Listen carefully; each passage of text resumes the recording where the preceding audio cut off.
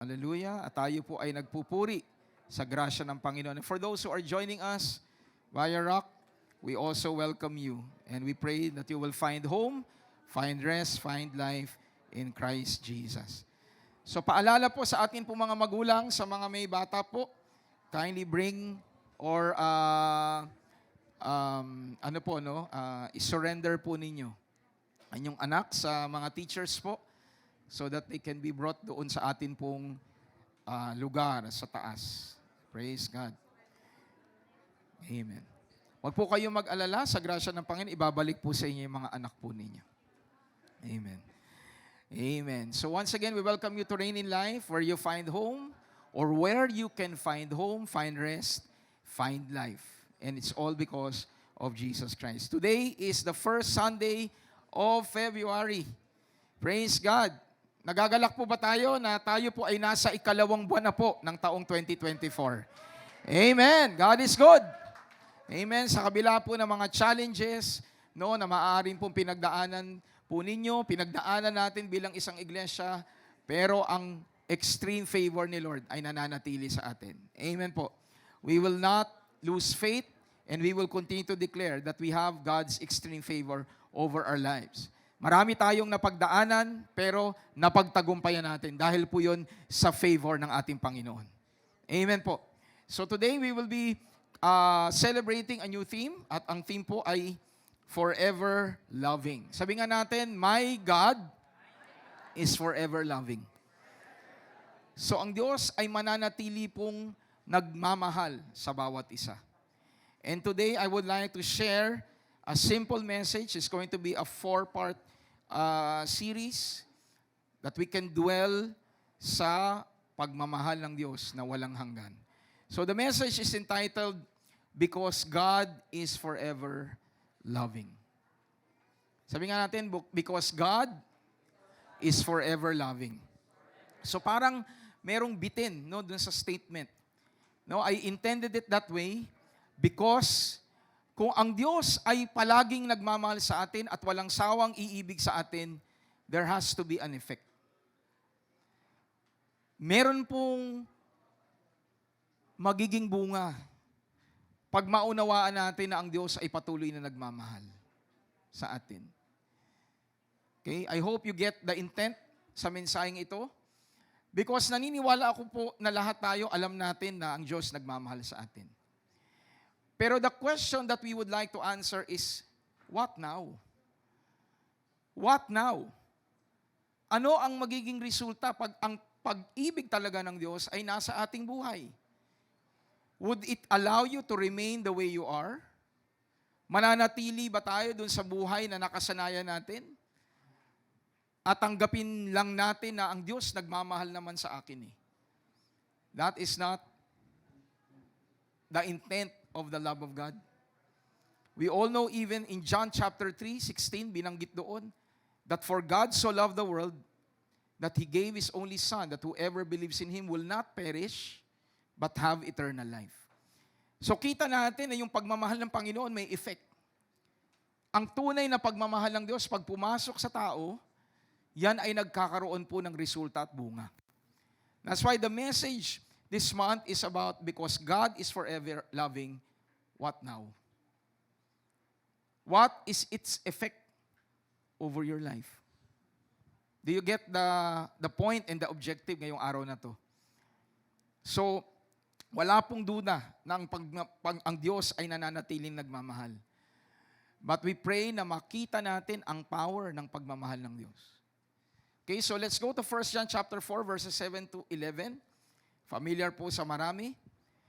Beloved, let us love one another, for love is of God, and everyone who loves is born of God and knows God.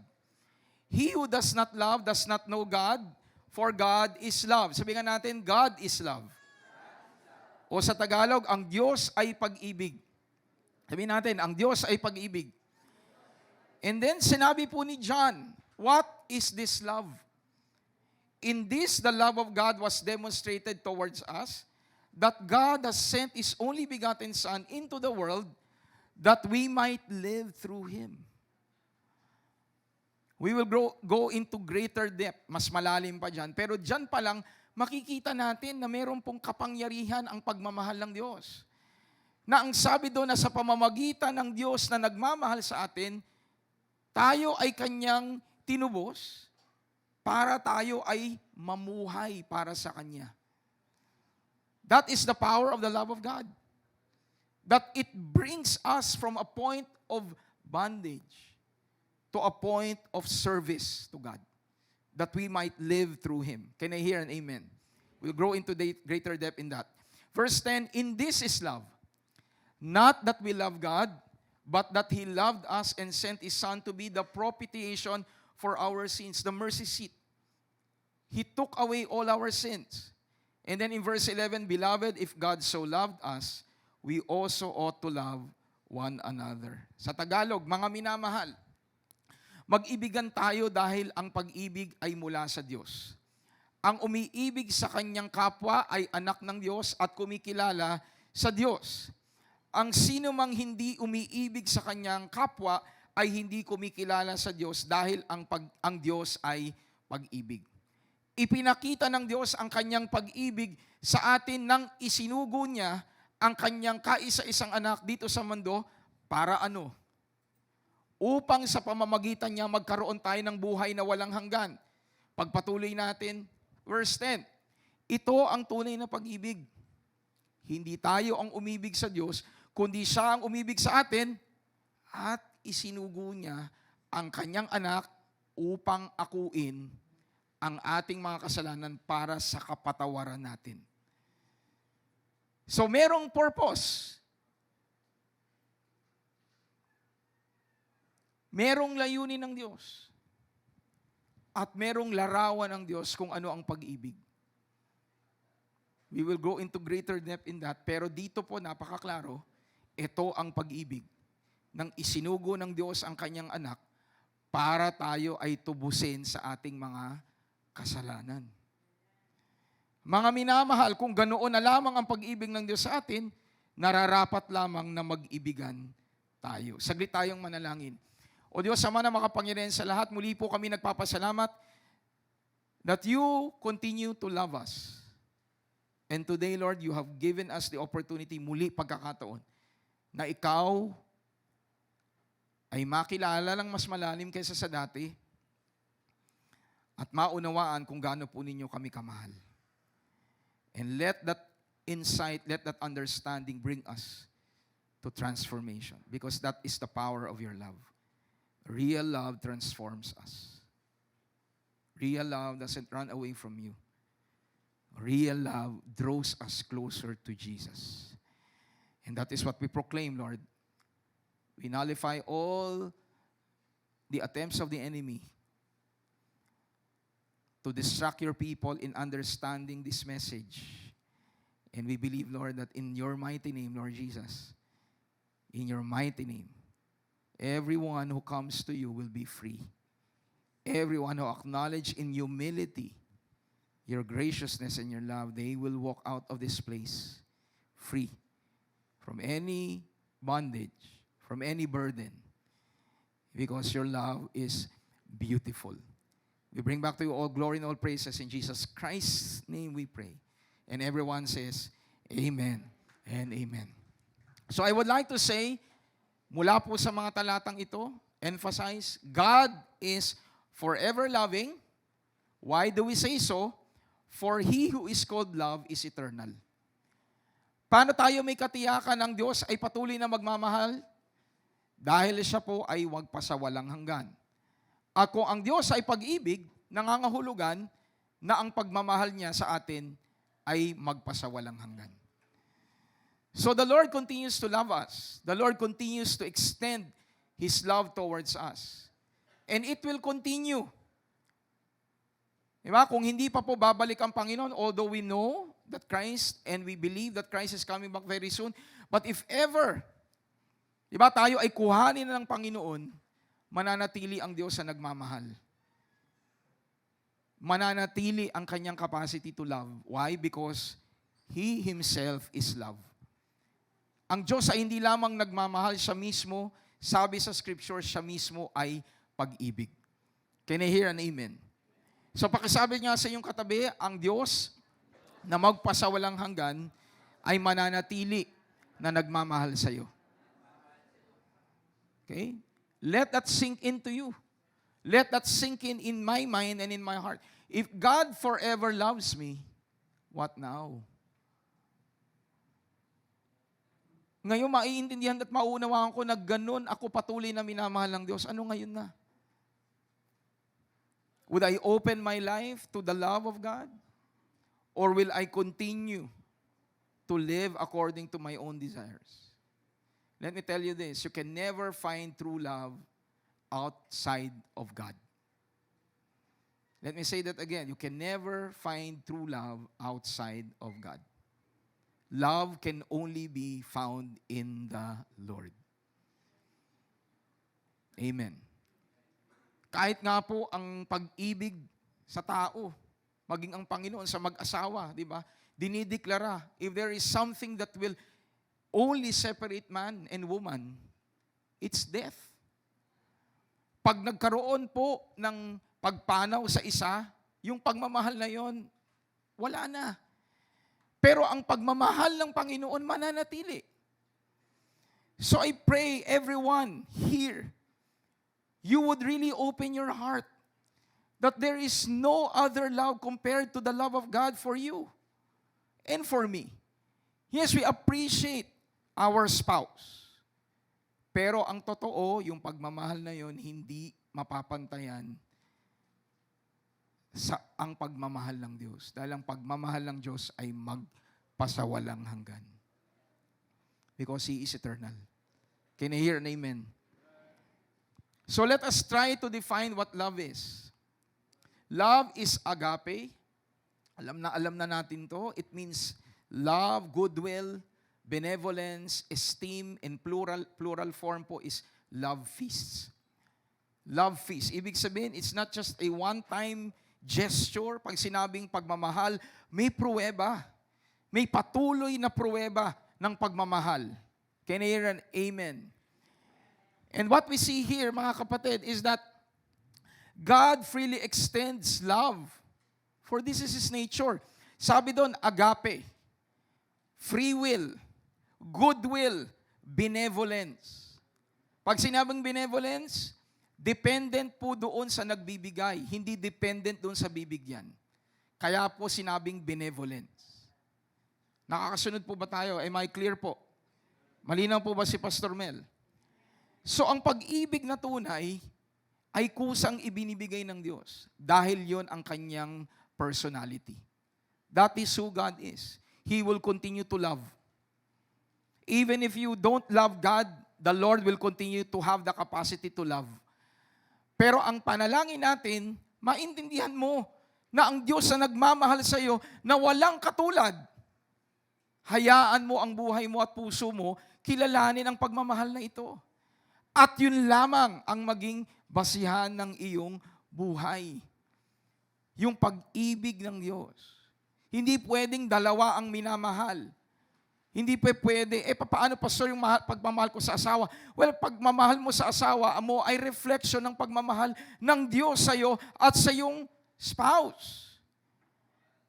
In the book of Ephesians, binanggit doon, di ba? Bakit sinabi, mga asawang lalaki, ibigin ninyo ang inyong mga asawang babae. Ano ang sabi? Kagaya ng pagmamahal ni Jesus sa iglesia. So marriage relationship between a man and a woman. Na-share po natin, di ba, sa Matthew 19. Tanging lalaki at babae lamang sa harapan ng Panginoon ang kanyang pinag-iisa. That can never happen between two alike genders. This is the Word of God. Other people may have opinions about it, but we would rather believe what the Scripture says. And for us Christians, being one can only happen between a man and a woman. Can I hear a big amen? And I tell you, God has wisdom. Hindi tayo mas marunong sa Diyos. Can I hear an amen? Hindi tayo mas marunong sa Kanya. What the Bible has proclaimed, what the Scripture has proclaimed, we subscribe to it.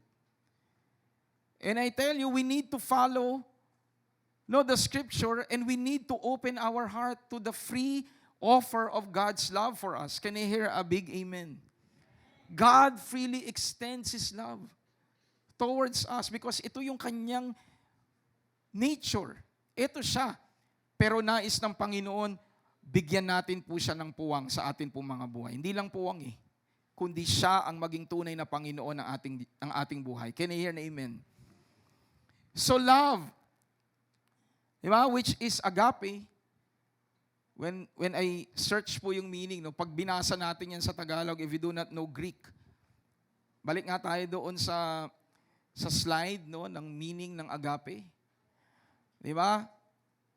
If you will, pagdidikit-dikitin nyo nasa parenthesis, diba, at kayo'y Pinoy, anong basa nyo?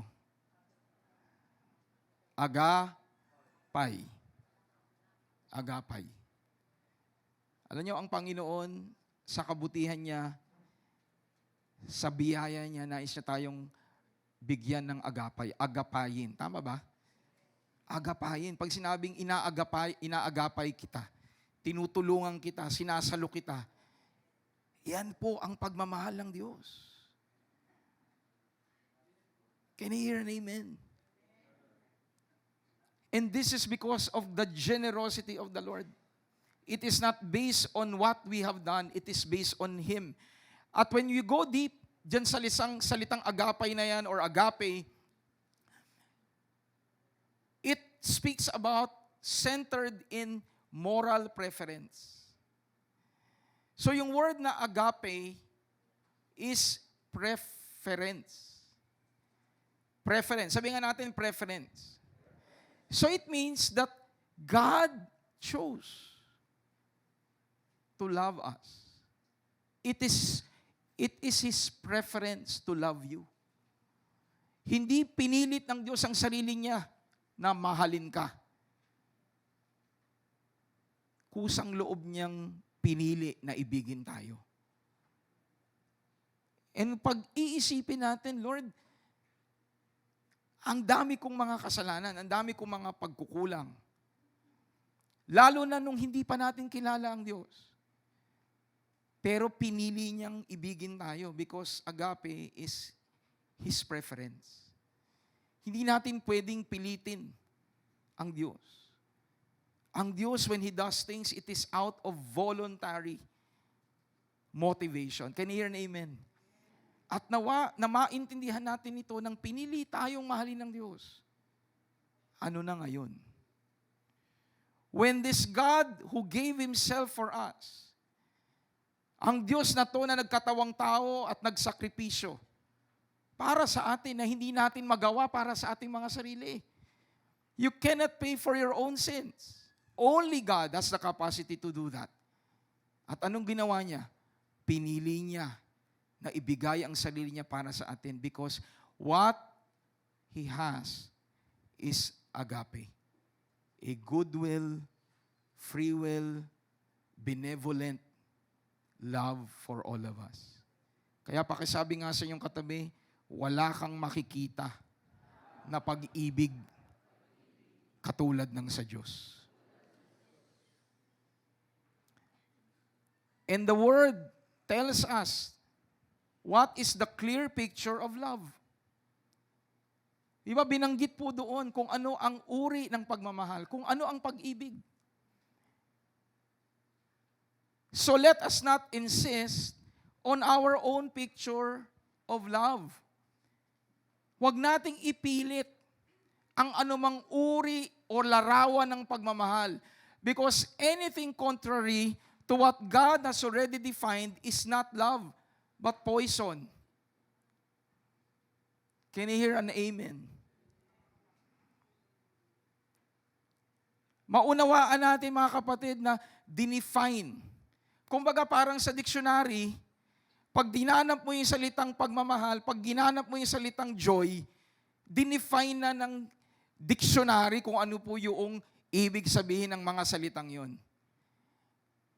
So kung ikaw, di ba, ang love is defined, or joy is defined as being cheerful. Let's say, joy is cheerfulness. At nagpa-exam ang teacher mo. Di ba? Merong multiple choice. Choose the right answer. Find the meaning of joy amongst the choices. Nakalagay doon, letter A, cheerfulness. Letter B, anger. Letter C, pride. Hallelujah. Letter D, forgiveness. Tapos, anong ginawa mo? Letter B, pinili mo. Di ba? Pinili mo letter B. Pinilit mong baguhin ang definition ng joy, which is cheerfulness. Kahit na anong tangka mo at pagpili, na yun ang ilagay mong definition, hindi pwedeng tumama yun. Dahil dinefine na ng diksyonaryo kung ano ang ibig sabihin ng joy. Ganon din ang pagmamahal. Ganon din ang pag-ibig. Hindi natin pwedeng ipilit ang ating damdamin. Hindi natin pwedeng ipilit kung anong gusto natin at sabihin natin, pagmamahal ito. Pag yan ay taliwas sa inalahad ng Biblia patungkol sa larawan ng pag-ibig, hindi natin pwedeng sabihing pag-ibig yon. Ang tawag doon, lason. Can I hear an amen? So say to your seatmate, say to your neighbor, God has already defined what love is. And everyone says, amen. Can we give the Lord a clap offering of praise? Hallelujah.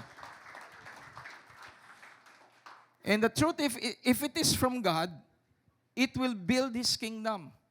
Pag ang pagmamahal ay galing sa Diyos, ipapatatag ang iglesia niyan. Can you hear an amen? Because God will not give love kahit na kanino pang tao kung yan ay ikakasira ng gawain ng Panginoon, kung yan ay ikakawasak ng calling ng Diyos para sa iyo. If it will destroy your calling, no matter how seemingly joyful you are, that is not love. Because the love of God can and will advance the kingdom of God. Can I hear an amen? If it destroys or it affects you negatively, it is not love. God has defined what love is. Kaya sa mga kabataan po na nandito, no matter what opinion the world will give to you, go back to the Scripture because only the Scripture has the power and authority to define what love is. Can we give the Lord a clap offering of praise? Hallelujah. When I was preparing this message, I was reminded, alam niyo po sa Greek, in the Greek language, there are so many words for love. Marami pong words sa Greek ang salitang love. Example is eros, which is physical, lustful love. Eros. You also have phileo, which is friendly or brotherly love. And the list goes on. Unfortunate lang po sa English, isa lang po ang word for love. Love. Sa Greek marami. Nang inilipat sa salin sa English, yung love, for example, eros, phileo, nung tinanslate, ang ginamit lang doon, love. Sino nakakasunod? So, sa atin ngayon, ang nakakalungkot, pag hindi natin naiintindihan na maraming uri, seemingly, diba, ang love, you can be led and you can be deceived. Na ang nararamdaman mo ay pag-ibig, pero ang katotohanan, yon ay taliwas sa tunay na larawan ng pag-ibig ng ang Diyos ang pinanggagalingan. Can I hear an amen? For example, love, you are married and you will begin to love someone other than your spouse. Pastor, talagang naramdaman ko . well, you cannot say that that is love coming from God. That might be lustful love. Diba? Because it will destroy your marriage. So you don't insist that that is a love that comes from God. Because the love that comes from God will build people up. It will not destroy families. It will not destroy churches. It will not destroy even yourself. Can I hear a big amen? Sabi mo nga sa katabi mo, ang tunay na pagmamahal na galing sa Diyos, patatatagin ang kanyang kaharian at magbibigay parangal sa pangalan ng Diyos. Amen. Sa tingin po ba natin, di ba, yung example ko kanina, outside of marriage, at pinagmalaki mo pa, tapos dinidefine mo pa, sinasabi mo, Christian ka? Sa tingin po ba natin, maluluwalhati ang Diyos? Sino po ang naniniwalang maluluwalhati ang Diyos sa ganong setup? Diba hindi po? So let me remind everyone, God has defined what love is. And let us stick to it. And for us Christians, ang katotohanan, kahit na sabihin natin, Pastor, mahirap, ganyan, ganito. Well, find your contentment in the love of God. Hindi siya mauubusan. Kaya yung mga kabataan, yung mga single na nandito, you don't need to run after people. Dahil ang katotohanan, you are already complete in God. Pag dumating man yung pagkakataon na ikaw ay bibigyan ng Panginoon ng opportunity to be married to someone, yung taong yon, kompleto, nasa Panginoong Jesucristo at hindi ikaw ang kukompleto sa Kanya. Can you hear an amen? Hallelujah. Paano for whatever reason, nawala siya? Hindi ka nakulit buo? Do you get the point, mga kapatid? Mga kabataan na nandito. You cannot find completeness in any human being. Maaaring ang tao ay maging larawan ng pagmamahal ng Panginoon, pero hindi sila ang kukumpleto sa iyo. Siya ang maaaring mag-complement sa giftings ng Panginoon sa buhay mo, pero hindi siya, uulitin ko po, hindi siya ang kukumpleto sa inyo. Ibig sabihin, lahat ng single dito na hindi po nagkaroon ng asawa ay incomplete. Kaya po yung mga statement, magandang marinig, di ba? You complete me. Di ba? Finally, buo na ako. These are, parang ang gandang pakinggan. Pero biblically speaking, hindi po yun naaayon sa wisdom ni Lord. May purpose siya, kaya niya create yung babae. Dahil ang purpose niya, mag-multiply. At hindi pwedeng mag-multiply ang lalaki, iisa. At hindi din pwedeng mag-multiply ang parehas na lalaki. Kaya anong ginawa niya? Sa wisdom niya, He created a woman to fulfill the purpose of God. Anything outside of God's design is poison. It is never love. And everyone says, Amen and amen. Can we give the Lord a clap offering of praise? So sadly, this has been mistaken by the world as anything that you want. Pag sinabing pagmamahal, as long as nadarama mo. We have watered down love to an emotion. Di ba? Even the world will give you cheering. Susuportahan ka namin dyan. Kung yan ang nilalaman ng damdamin mo, kung yan ang nilalaman ng puso mo, susuportahan ka namin dyan. Mga kapatid, if you're a Christian at may kakilala kang gumagawa, kapwa mananampalataya, hindi na ayon sa Panginoon, huwag niyong suportahan. Palatilihin ninyong naroroon ang pagmamahal ninyo, pero yung sabihin ninyong, susuportahan ka namin sa gusto mo. That is not the way to do it. Ano pong sabi ng Scripture? If you see someone weak, pag nakakita ka ng isang mananampalataya na nanghina, ikaw na malakas, akayin sila papunta sa kalakasan ng Diyos. Hindi yung samahan natin. Can you hear an amen? I hope nakikinig po yung mga nandito. Are you listening? Because God has defined what love is.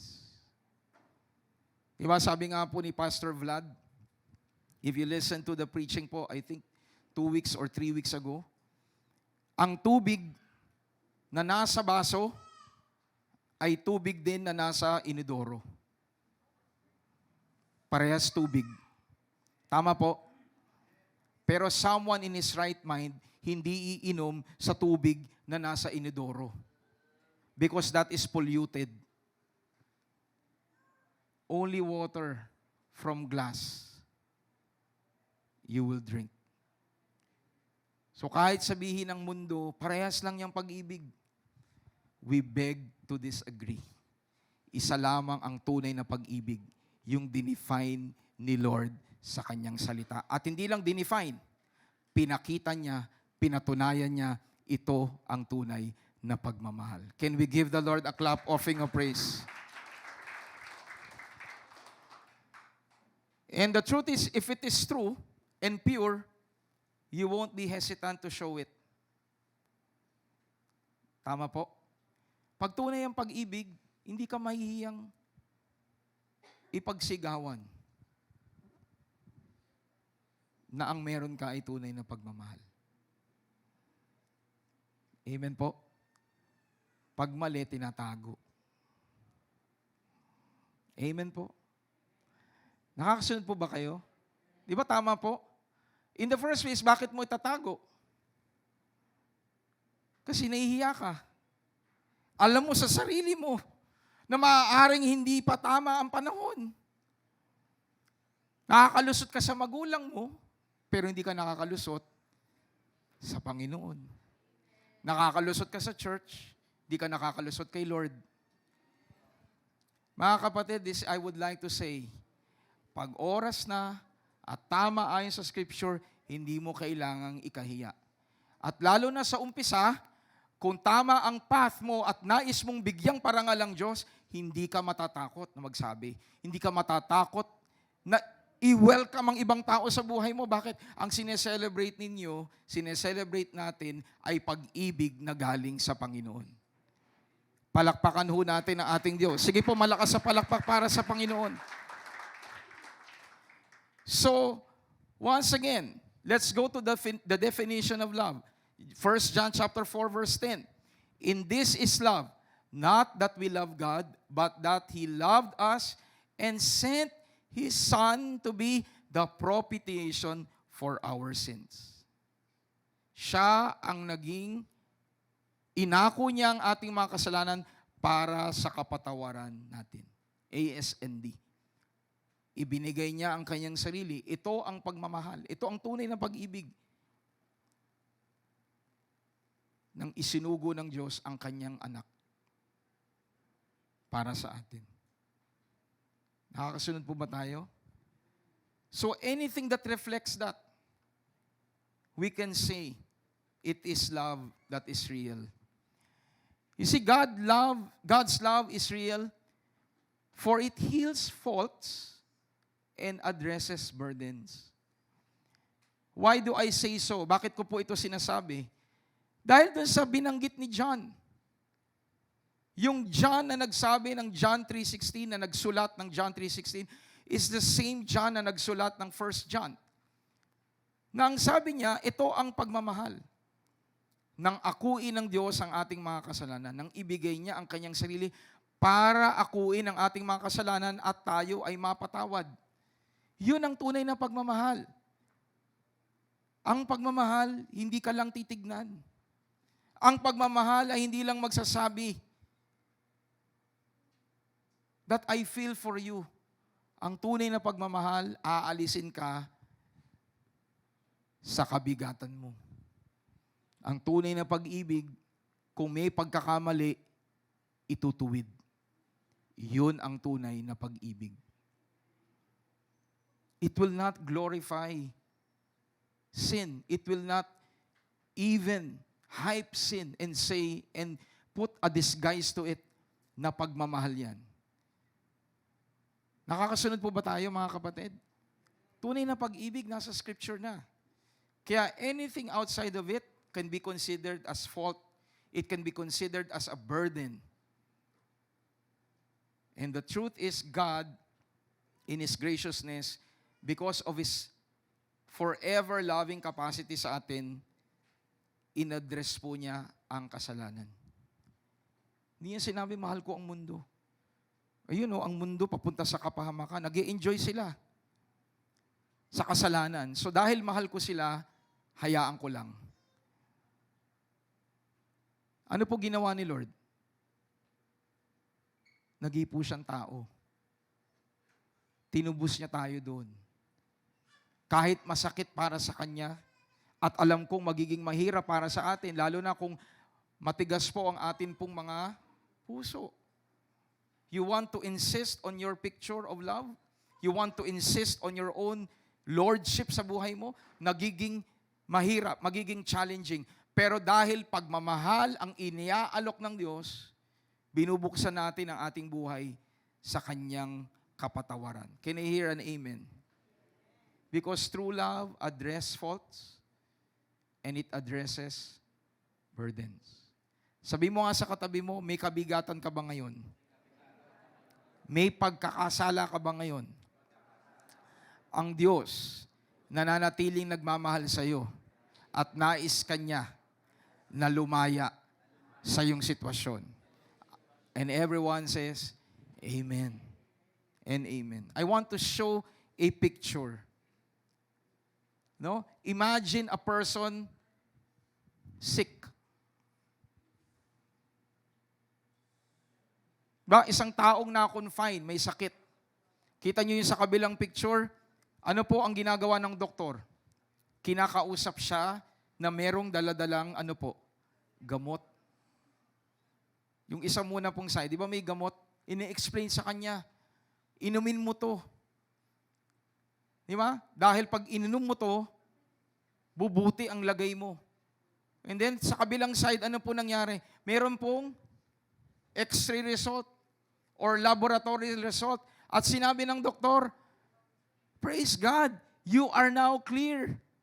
You are now free from this sickness. So sasabihin ng doktor, dahil ngayon ay malaya ka na, manatili ka dyan sa higaan mo. Manatili ka dyan dahil magaling ka na. Sigurado pa. Alam ko nga po, yung iba hindi pa nga po cleared eh. So gusto nang umuwi eh. Bakit? Ang laki ng bayad. So yung isang taong pinagaling na at iisipin niya, ang ganda sa ospital.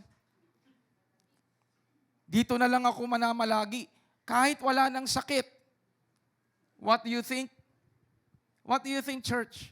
Nasa maayos po bang kaisipan yung isang taong magaling na at gugustuhin pa rin pong nananatili sa ospital? Sa isang taong pinawalang sala, na sintensyahan, di ba? Nag-go through sa process, sa korte, at napatunayang walang kasalanan, gugustuhin ba nung taong yun manatili sa bilangguan? Ano gusto niyang mangyari? Lumaya. Alam niyo po mga kapatid, the same thing with sin. The same thing with burdens. Pinalaya tayo dyan ng Diyos. Tinubos tayo ng Panginoon sa ating pong mga kasalanan. At walang tao na pinalaya na ang nananatiling sa bitag ng kasalanan. Just like a sick person wouldn't want to stay in the hospital if he is already healed, the same person, if he has been cleared from any court case, hindi niya gugusing manatili sa bilangguan. The same thing, ikaw at ako, pinalaya na sa kasalanan. Tayo ay tinubos na sa kasalanan, kaya iniwan na natin ang bilangguan at gapos ng kasalanan. Dahil si Kristo ang pagmamahal na ibinigay sa atin para tayo ay lumaya na sa ating buhay dati. Palakpakan nga natin ang ating Panginoon. You would want now to do the work.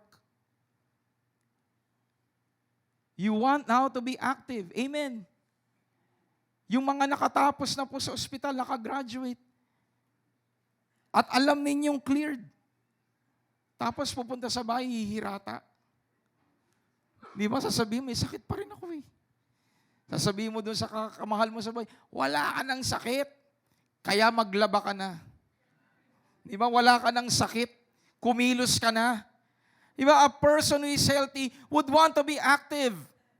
Amen. Would want to live the fullest of life if a person is healthy. Kung for the longest time, di ba?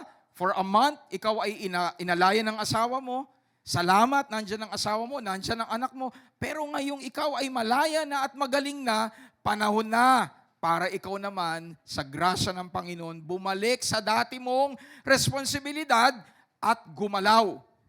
Dahil nagmamahal ka sa asawa mo, nagmamahal ka sa anak mo, nagmamahal ka sa iglesia, nagmamahal ka sa mga taong inilagay ng Diyos sa buhay mo. Dahil ang taong pinagaling at pinalaya, aktibo sa pagpapakita ng pagmamahal nila sa kanilang kapwa.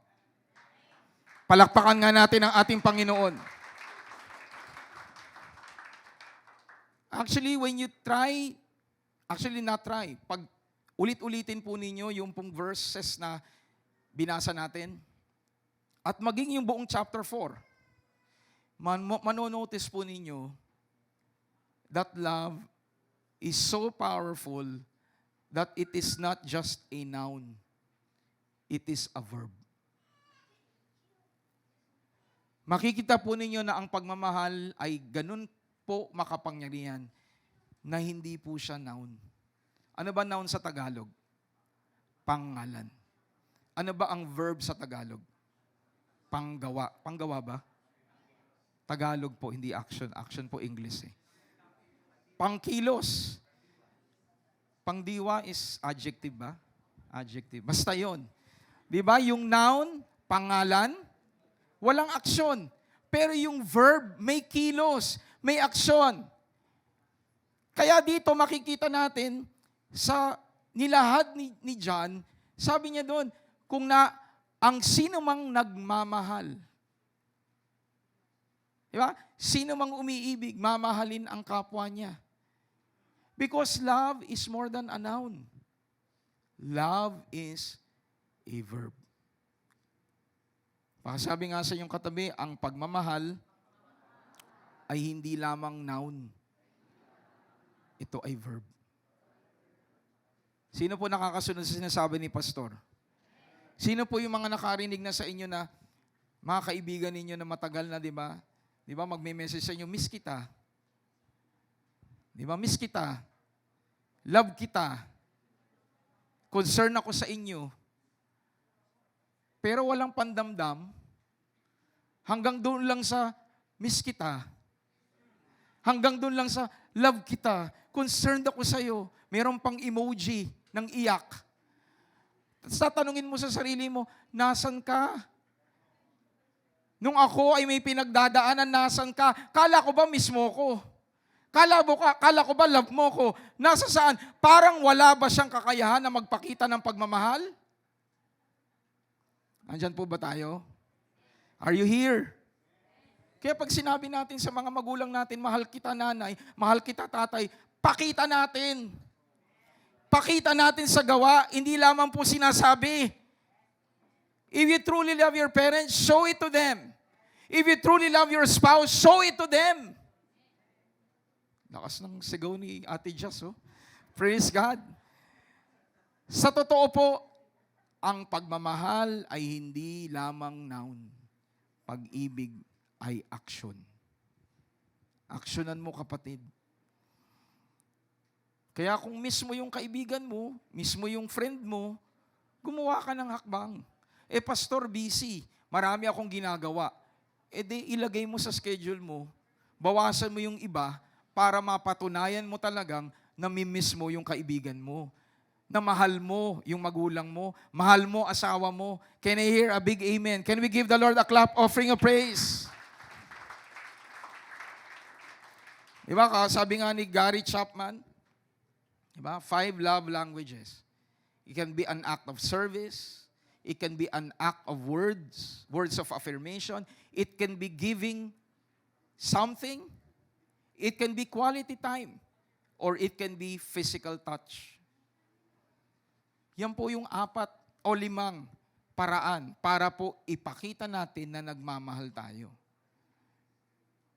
Can you hear an amen? Para pong, di ba si Carl at saka si G, di ba, na nag-express ng pagmamahal. Di ba? At bless ni Lord yung kanilang pagsasama. Hindi sinabi doon ni Carl at hindi sinabi ni G sa isa't isa, basta alam mo, mahal kita ha. Basta assume mo ha. Hanggang ngayon ha. Simula sa araw to, i-assume mo lang na mahal kita. Pag hindi mo nararamdaman mahal kita, basta believe lang, believe. Believe lang na mahal kita. There will be concrete steps that they need to do to constantly show their love for each other. Because love is not a noun only, it is more of a verb.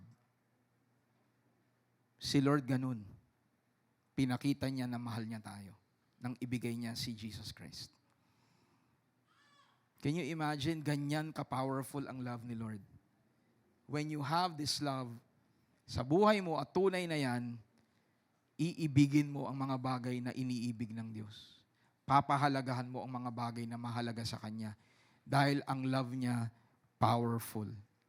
Can I hear a big amen? So at this point, we will be reminded of the love of God, okay, that He showed through communion. So we will be having communion for those people who are joining us for the first time. Sa grasya ng Panginoon, maalala natin na hindi lamang tayo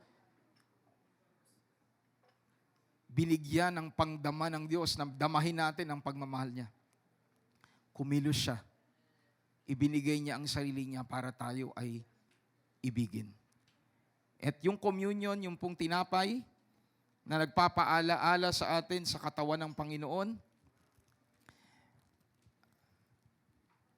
ay pagpapaalala sa atin na maging sa Kanyang mga sugat, tayo ay Kanyang pinalaya, pinagaling.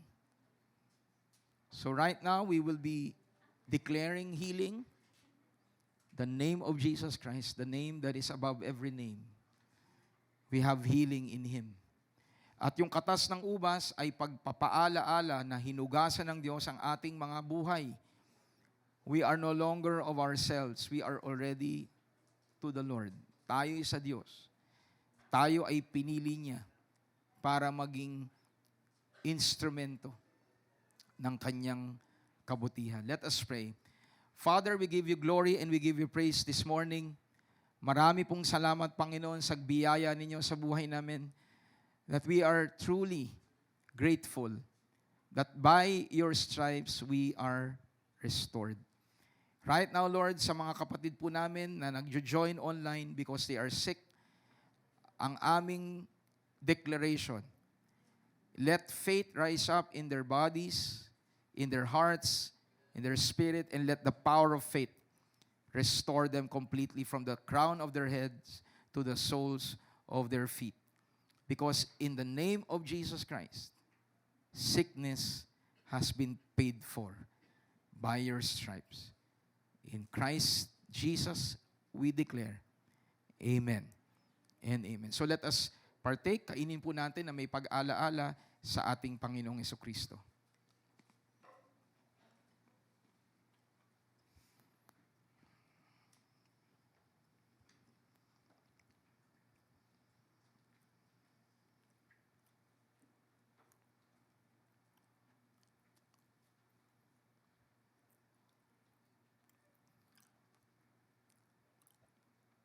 Even as we partake from the cup, we are blessed, Lord God, that we have been redeemed. Nilinis kami sa aming mga kasalanan. At nagpapasalamat kami, Panginoon, that that is the power of your work. We don't need to add anything to it. Wala kaming dapat idagdag at wala kaming pwedeng ibawas sa iyong ginawa. Pagkus ang iyong ginawa sa amin ay makapangyarihan na binabago ang buhay namin. Binago at patuloy na binabago. Kaya po maraming salamat, Panginoon, sa kabanalan ng iyong pinagkaloob sa amin. And we can live holy lives that are pleasing to the Lord. Salamat po. We are righteous. We have been given the gift of righteousness. And it's all because of Jesus Christ. Kaya maraming salamat, Panginoon. Ito pong aming panalangin. Amen. Sabay-sabay po nating inumin na may pag-alaala sa ating Panginoong Jesucristo. Thank you, Jesus. Amen. Thank you, Lord. Thank you so much that we are sanctified by your blood. Kami po'y hinugasan ninyo sa aming mga kasalanan. Binago ang buhay namin. At this point, tayo po ay magkakaloob sa Diyos. This is the first Sunday po of February. At every first Sunday po, we are reminded na ang Diyos ang patuloy na nagbibigay sa atin ng kakayahan. Binibigyan niya tayo ng biyaya. At ang bahagi niyan, ay atin pong ilalaan sa Diyos para sa kanyang gawain. Okay? First Sunday is about the 10th, the first 10.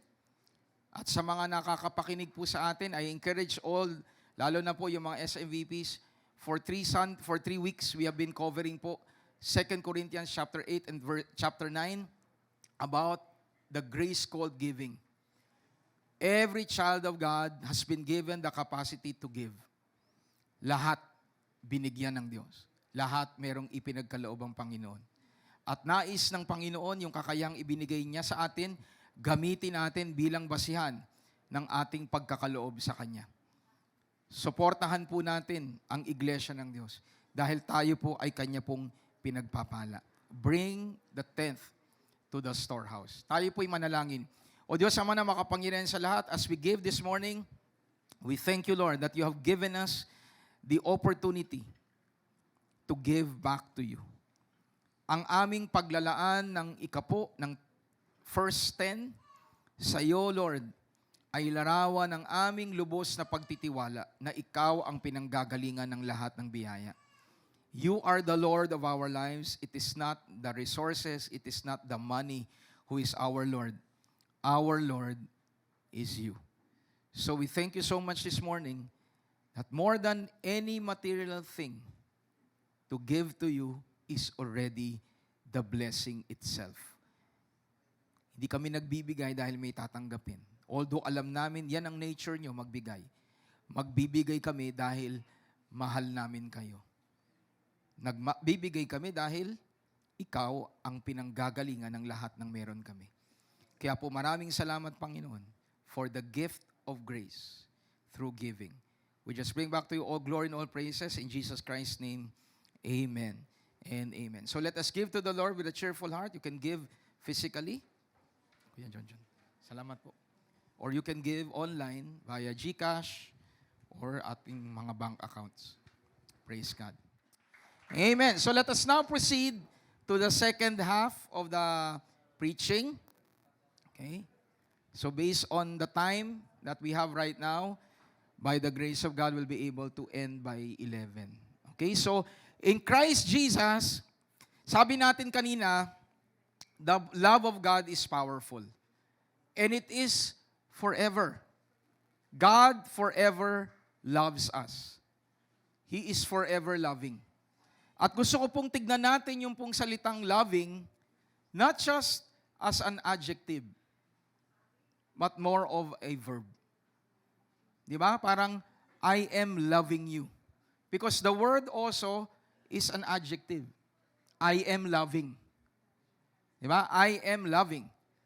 And I am loving. Dalawa pwede nating sabihin. It can be an adjective, but we want you to look at it as a verb. I am loving you. Minamahal kita. So, in Christ Jesus, we experience God who is forever loving, at yung love na yon causes us to love. Sabi nga natin, the love of God, God who loves me, who continues to love me, cause me to love. We cannot love if God has not loved us. And we cannot give love to others if we do not know that God continues to love us. So we will cover po 4 words. Today we will cover po the power of the love of God that it causes you to experience living. Sabi nga natin, living. Pag sinabing ikaw ay minamahal ng Diyos, nangangahulugan dyan, namumuhay ka para sa Diyos. Okay? The word also causes us to be obeying. When you say you are being loved by God, you obey God. You cannot claim that I love God or I experience the love of God and you do not obey. Remember, powerful ang love ni Lord that it causes you to obey Him. Not with reluctance, not with burden, but because of love. Amen po. Next is valuing. Ang tunay na pagmamahal, nagbinibigay ng Diyos, nagpapahalaga sa kapwa. Can you hear an amen? Si Lord, di natin nakikita, pero ang kapwa natin, nakikita natin. Si Lord, di natin nakikita, pero ang church, nakikita natin. Diba? So, sabi nga ng scripture, you ought to love one another. Pastor, love ko naman kayo. Then serve. Diba? If you truly love the church, you will give time. And you will express once again your love. Dahil ang tunay na pagmamahal, nagpapahalaga. Lastly po, it's empowering. Empowering the love of God. Hallelujah. Naguhulaan sila ron. Ano kayang E? So yung E is empowering. It empowers us even to overcome. Yung empowering love ni Lord, it causes us to overcome all challenges. Amen po. So today we will cover living. Sabi nga natin, living. Can you say to your neighbor, because God is forever loving, you can be living for Him. And everyone says, Amen. So let us look at 1 John chapter 4 verse 9. In this the love of God was manifested towards us, that God has sent His only begotten Son into the world. What is the purpose? That we might live through Him. That we might be lived through Him. Klaro po ba? Di ba? Pinakita ng Diyos ang pagmamahal niya nang ibigay niya si Jesus para sa atin, para tayo ay mamuhay na para sa Kanya. Tanong mo yung katabi mo, nabubuhay ka ba para sa Diyos?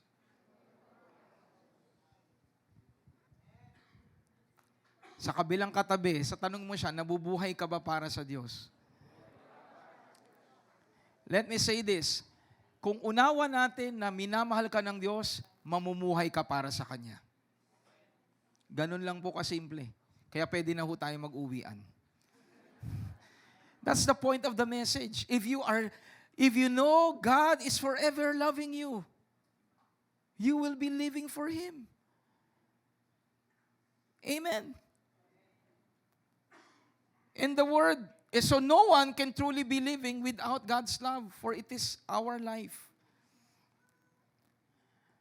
Hindi tayo pwedeng tunay na mabuhay kung wala ang pag-ibig ng Diyos sa atin, dahil ang pag-ibig niya ay buhay. No one can be truly living without God's love, because the love of God is our life.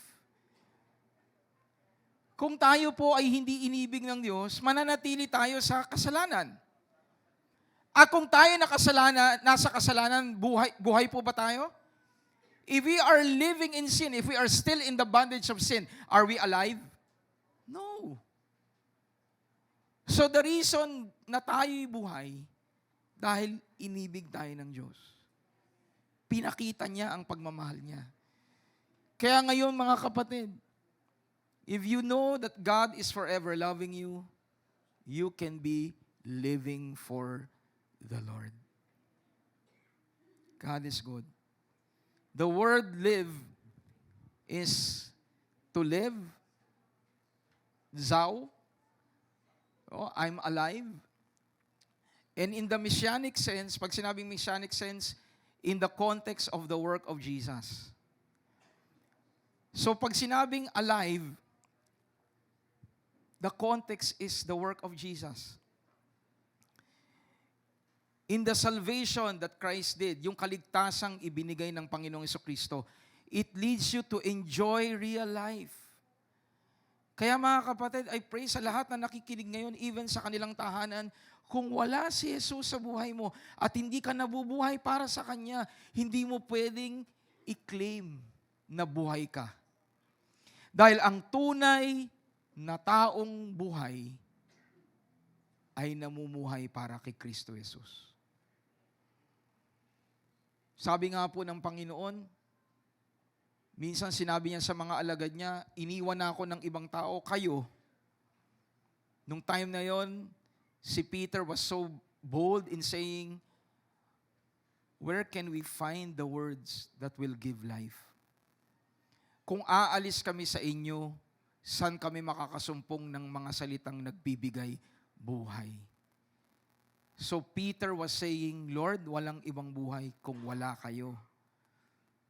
So why would we run to other people? Why would we try to find contentment from things? From human relationships when no one can truly give life other than God. Kaya ngayong araw na ito, kung alam mo ang Diyos ay nasa buhay mo,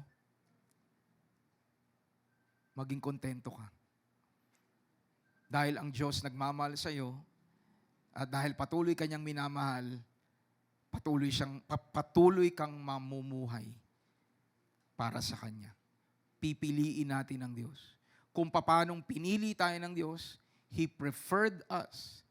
We also prefer God over any other things. And everyone says, Amen. To have true life and worthy of the name. Alam niyo po, nung tayo ay pinagpala ng Diyos ng buhay na ito, ikinabit ng Diyos ang pangalan niya sa atin. Kaya ito'y maganda pong paalala sa atin coming from the 3 Sundays na tinalakay natin ang pangalan ng Panginoong Jesucristo. Pag ikaw ay Christian, you are blessed that the name of Jesus Christ is attached to you. So live according to the name of the Lord Jesus Christ. Huwag natin siyang dalhin sa kahihiyan. Huwag natin siyang dalhin sa buhay na hindi na naaayon sa sarili natin o naaayon sa tunay na pagkatao na natin sa harapan ng Panginoon. Because the truth is, you can never be joyful if you are not living for Christ. Only Christ is the reason why we have true joy.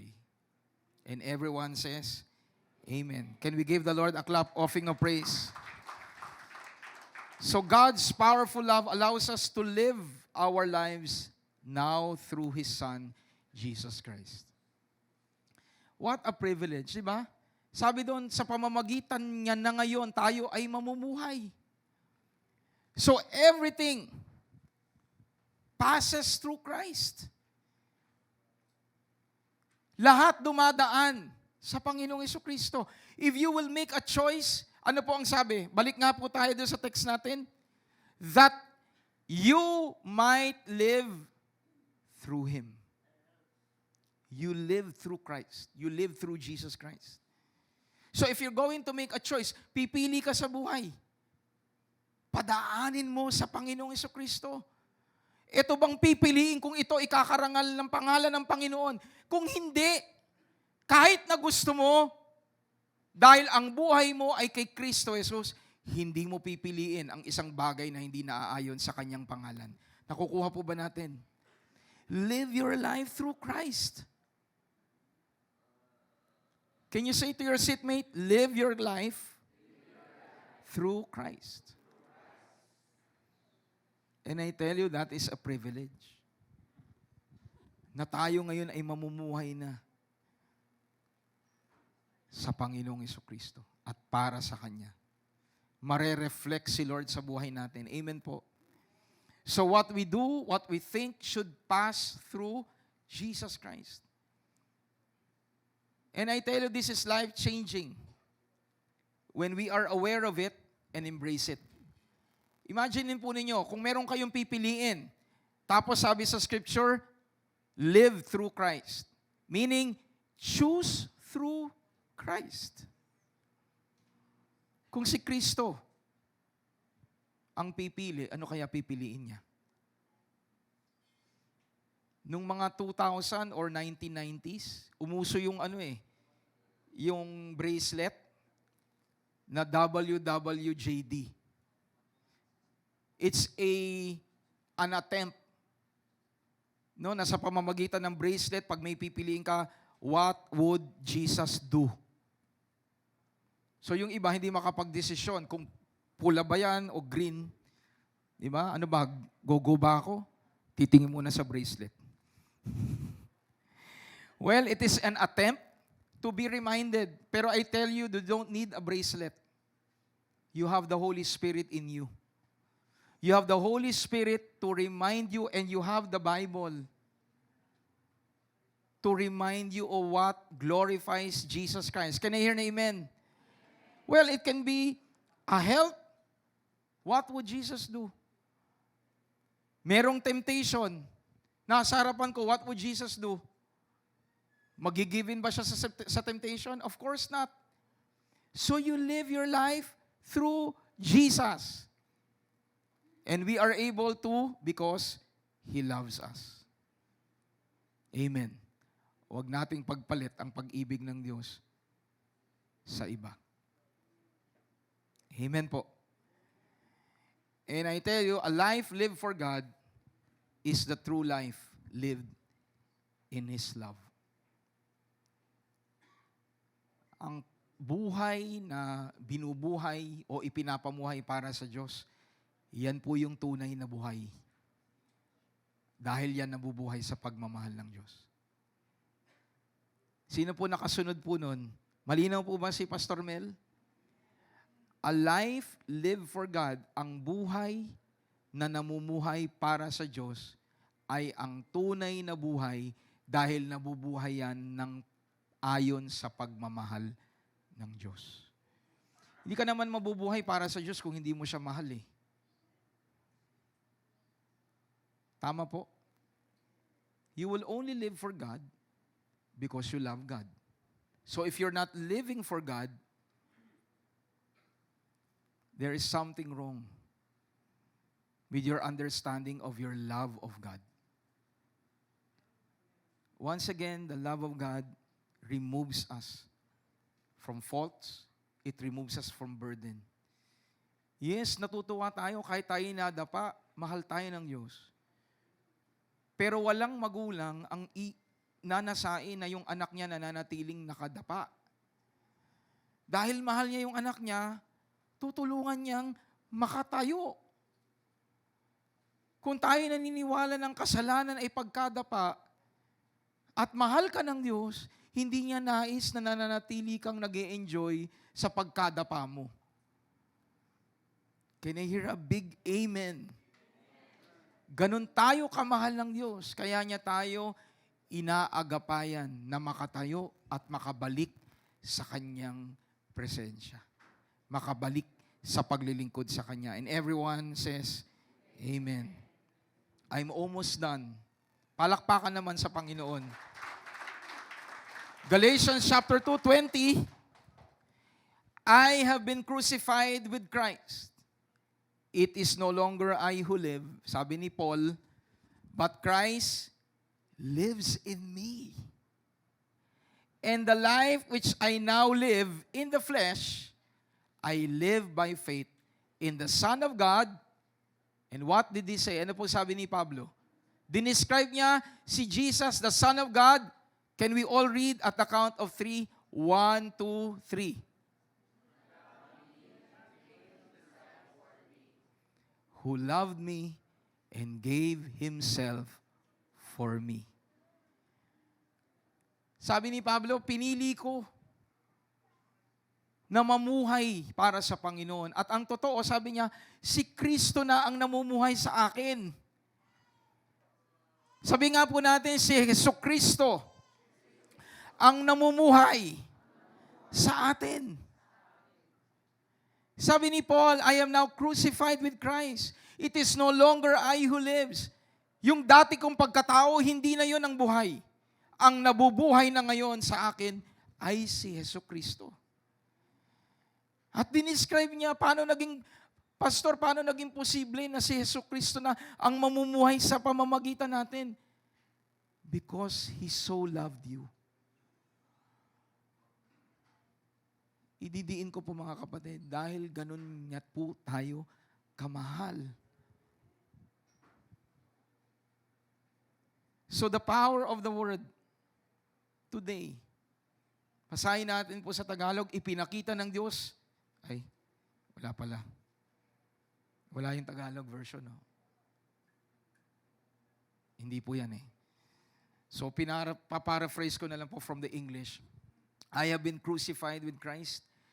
Sabi ni Pablo, ako ay ipinako kasama ng Panginoon. Anong totoo po, ganun po naganap. At the cross, He took all of us. Alam niya na hindi niya nating kayang bayaran ang ating mga sarili. So what did He do? He represented us at the cross. All of Christians are crucified with Christ. And what happened to the Lord Jesus Christ nang siya po'y napako? Eventually, He died. Namatay siya.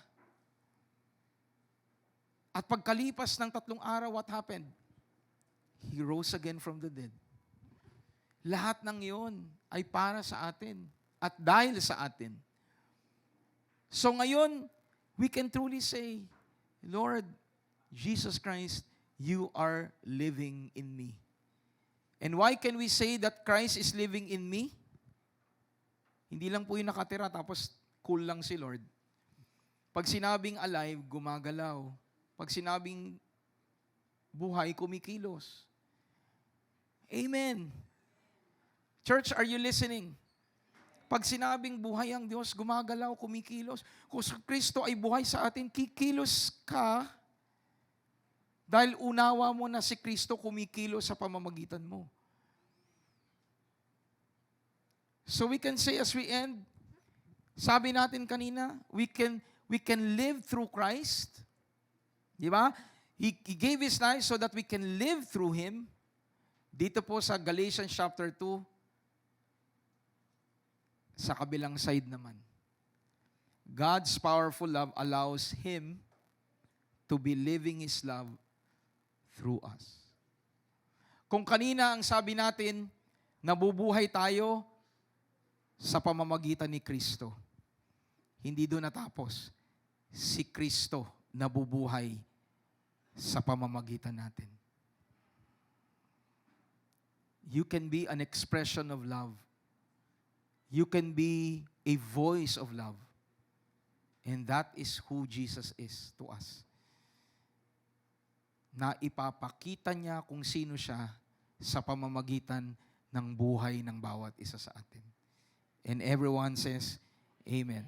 Can we show that God's powerful love allows Him, Jesus Christ, to be living His love through us?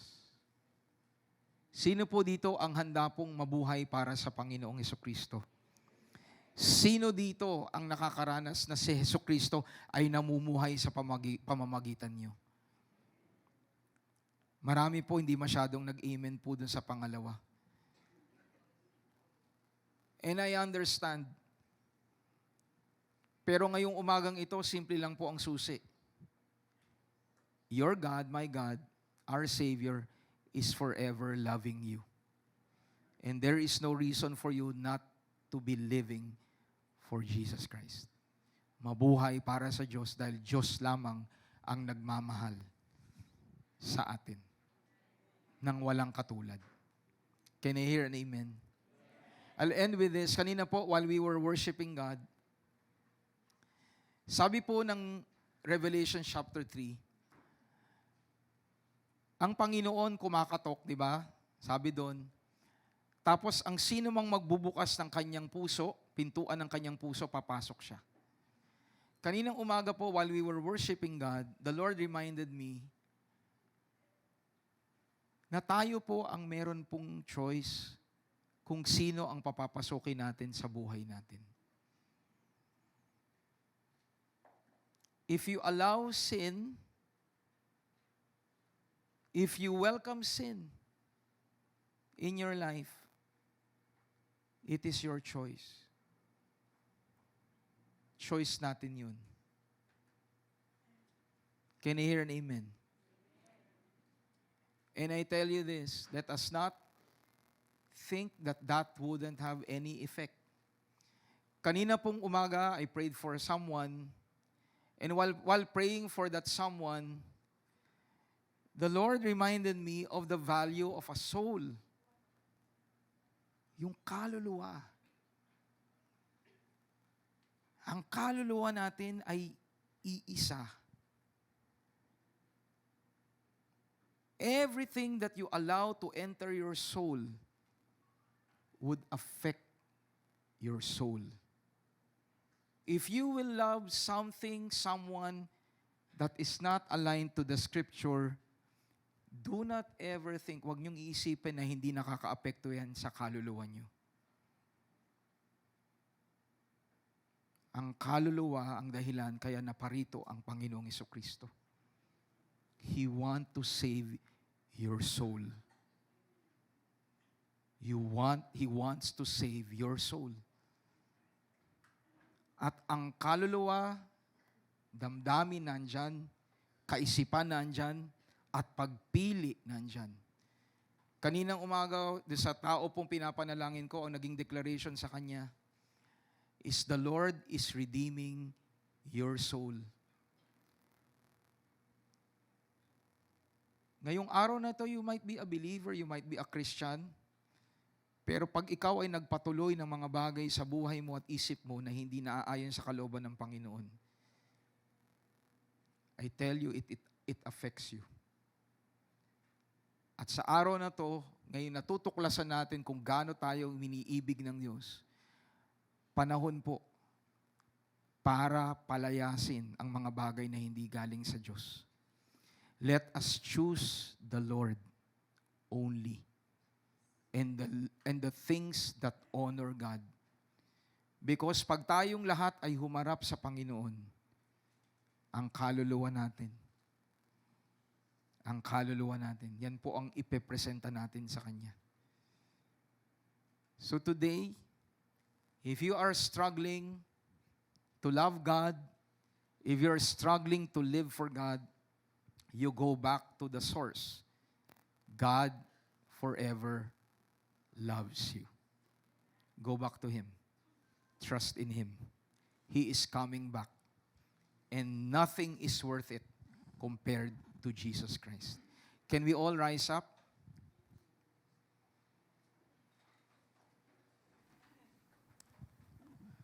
As we sing this song to the Lord, His love is unending. His love is powerful.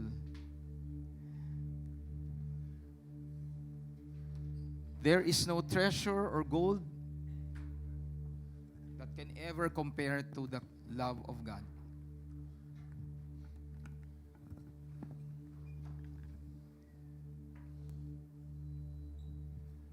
There's a portion of the song that says, "With all I am, or now all I am, I lay at your feet." So let us really come to the Lord in worship. Let's pray. Father, we glorify your name this morning. Ikaw lamang po ang nakakaalam ng iyong, o nakakaalam ng laman ng puso namin. Ikaw lamang, Panginoon, ang nakakakita ng lahat ng amin pong pinag-uukulan ng buhay. So today, Lord, we just come to you in complete adoration that my God, our God, is forever loving. And that is an action verb, not just an adjective. You are forever loving us. And today, we take hold of that love. We take hold of that specific gesture. Yung gawa ninyo na minamahal nyo kami ngayon, ano po ang magiging tugon namin doon? Babalik kami, sasamba kami, at iaalay ang buhay namin sa inyo. Lord, prayer namin, hindi lamang kami mamuhay through you. Ang prayer namin, mamuhay kayo through us. Let's sing this song to the Lord. Hallelujah. Thank you, Lord Jesus.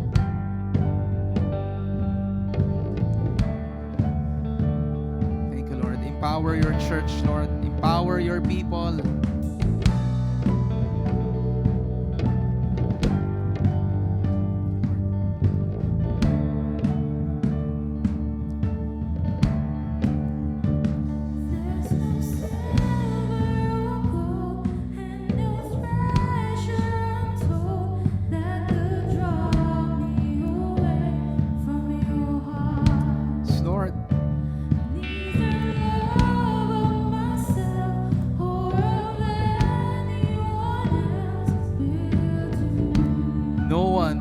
Love can ever do, Lord. Jesus, nothing compares to this grace that rescues me. Thank you, Lord. Savior, now and forever, your face is all I see. In response to Him. If you know the song, come on. Now all I am, I lay at your feet. I'm humbled by the wonder of your majesty. One thing I know, I find all I need in your unending love. In your unending love. Once again from the top. No silver, no gold, no treasure can compare to Jesus. There's no silver or gold and no treasure untold that could draw me away from your heart. For those who love Jesus Christ, of myself or of anyone else will do. Thank you, Lord. Jesus, nothing compares to His grace that rescues me. Oh, Savior,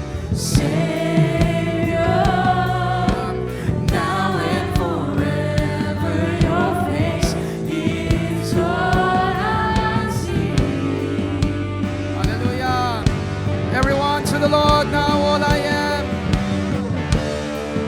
Now all I am, I lay at your feet.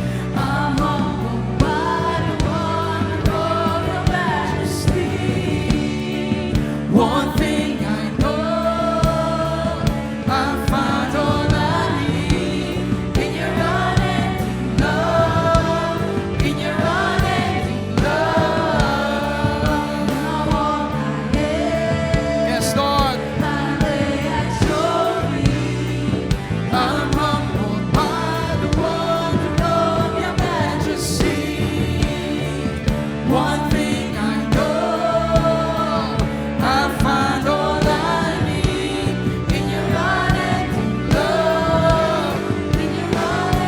Now all I am, now all I am, I lay at your feet. Thank you, Lord. I'm humbled by the wonder of your majesty.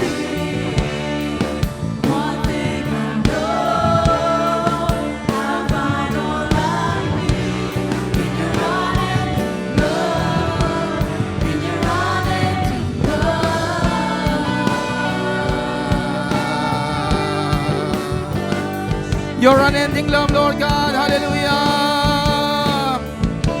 Oh, live your life through us, Lord, this morning. Hallelujah.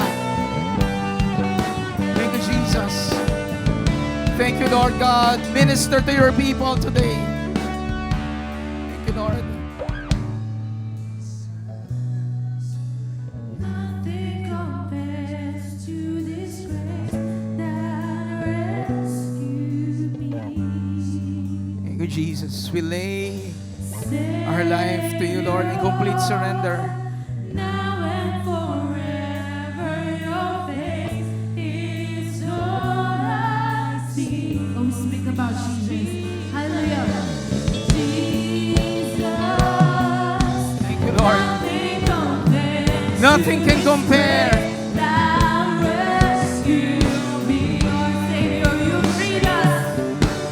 Savior, now and Forever your grace is so we declare Jesus. Hallelujah. Jesus. Jesus. Nothing compares. Yes, Lord, we declare it. Praise that And the same, Lord, you are our all in all. You are our all in all. Now and forever.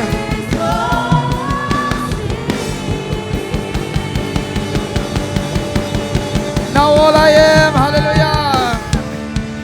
Now all I am, lay at your feet. I'm humbled by the wonder of your majesty.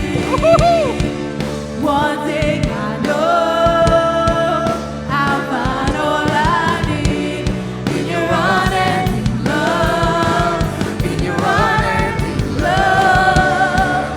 Now all I am, I lay at your feet. I'm humbled by the wonder of your majesty.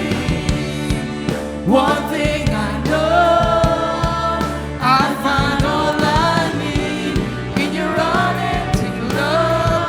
For the last time, everyone, hallelujah. Now all I am.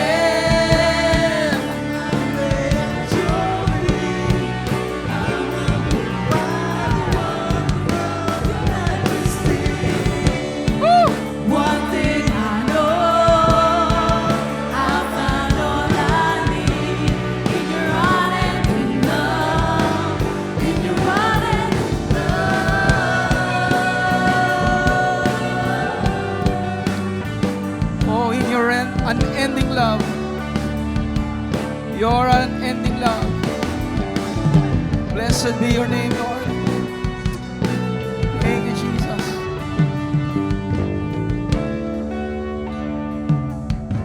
Today, Lord, we once again give you our lives. We once again offer to you our breath. The breath that is holy and precious. And even the soul that you came to rescue. Ang aming mga kaluluwa, Lord. Lord, we only live once. We only live once. And after that, we await the judgment. Today, we thank you, Lord, that anyone who is in you is already free from judgment. Anyone who chooses you and continues to choose you is free from condemnation and judgment. Today, as your people are gathered in your name, more than my words, Lord, let the Holy Spirit speak to your children. That you want them to live through you, and you want them, Lord God, to be used as a vessel so that you can live through them. That is what you meant when you say, abide in me, and I in you. We abide in you, Lord, as you abide in us. Your love is nothing compared to anyone in this world. Today we make a bold choice to constantly choose you above all. We are your children, God, and you are coming back very soon. You are coming back very soon. And you want your people to be focused in living for you as you live through us. And we say, Lord, that is possible because our God is forever loving us. Salamat po, Panginoon. We just bring back to you all the glory and all the praises in the mighty name of our Lord and Savior, Jesus Christ. And everyone says, Amen and Amen. Hallelujah! Can we all lift up our hands to the Lord? Taas po natin ating mga kamay. As you choose today to live according to the gift of righteousness, habang sa oras na to pinipili ninyo ang mamuhay sa kaloob na katwiran ng Diyos sa buhay ninyo, I want you to receive the blessing of God. The blessing of God is so that you and I can live a righteous life. The Lord bless you and keep you. The Lord make His face to shine upon you and be gracious to you. The Lord lift up His countenance, His smiling face, and give you shalom, peace. I declare the grace of the Lord Jesus Christ, the agape, the unconditional love of our Abba Father, the fellowship, the communion of the Holy Spirit to be upon you, upon your family, biological and spiritual family, as we all proclaim the gospel, the good news of our Lord Jesus Christ to people around us, to cities in Metro Manila and the Philippines, and even to nations, proclaiming that Jesus Christ is coming back very soon. In the name of the Father, and of the Son, and of the Holy Spirit, in Jesus Christ, Jesucristo, Yeshua's name, and everyone says, Amen and Amen. Pakisabi nga po, we are part of God's family kingdom, for we are highly favored, greatly blessed, deeply loved, all because of our King in us, the Lord Jesus Christ. And everyone shouts, Amen and Amen. So for those who have joined us via Rock, sa mga nag-join po sa atin, connected with us via Rock, remember, reign in life through Jesus Christ. God bless you. And we will see you soon in church. Amen. Hallelujah.